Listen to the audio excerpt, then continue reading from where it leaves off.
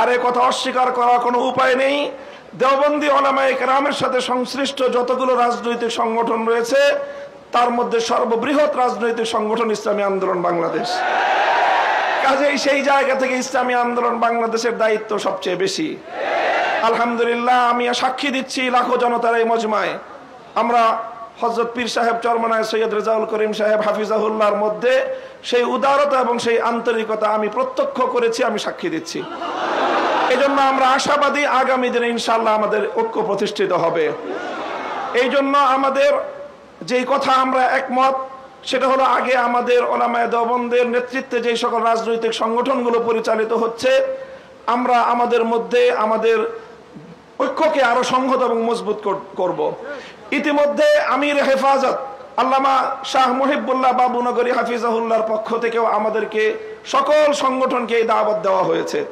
কাজী ইনশাআল্লাহ আমরা আশা করছি যে অদূর ভবিষ্যতে অনতিবিলম্বে আমাদের ঘরানার সবগুলো রাজনৈতিক সংগঠন আমরা সীসাডালা প্রাচীরের মতো ঐক্যবদ্ধ হব। এরপরে বাংলাদেশে অপর তিনটি ইসলামী ধারাকেও রাজনীতির ক্ষেত্রে আল্লাহর জমিনে ইসলামী হুকুমত কায়েম করার জন্য তাদেরকেও আমরা তাদের কাছে দাওয়াত নিয়ে যাব ইনশাআল্লাহ।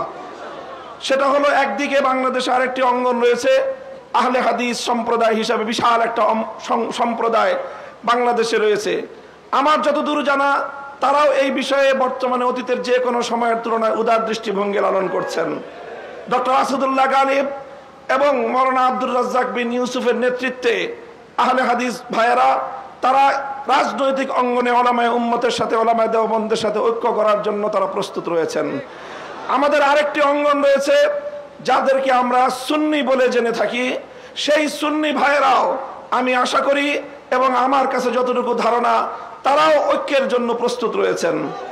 তৃতীয় যে আরেকটি গ্রুপ রয়েছে জামায়াতে ইসলামী বাংলাদেশ, যারা দীর্ঘদিন ধরে রাজনৈতিক অঙ্গনে আল্লাহর জমিনে আল্লাহর আইন বাস্তবায়ন করার স্লোগান নিয়ে যারা কাজ করছেন তাদেরকেও আমরা উদাত্ত আহ্বান জানাবো এবং তাদের কাছে আমরা দাওয়াত নিয়ে যাব।